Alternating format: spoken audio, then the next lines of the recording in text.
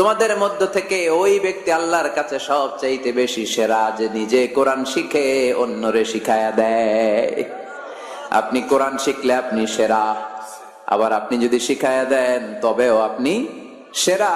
এজন্য কোরআন শিখানোর চেয়ে শ্রেষ্ঠ কাজ হয় না। আপনি যদি কাউরে শুধু সূরা ফাতিহাটা শিখান, কোন সূরা, ওই লোক যতবার জীবনে সূরা ফাতিহা পড়বে তার একটা পার্সেন্টেজ সওয়াব আমলনামায় আপনার আছে না নাই?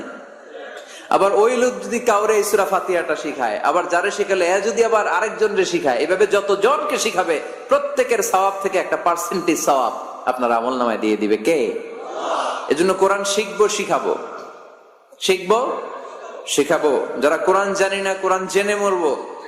No excuse will be granted that day. সেদিন কোনো অজুহাত আল্লাহ গ্রহণ করবে না। সব পারো, কোরআন পারো না কেন? সবই তো পারো। হিন্দিতে কথা বলতে পারো, ইংরেজিতে কথা বলতে পারো,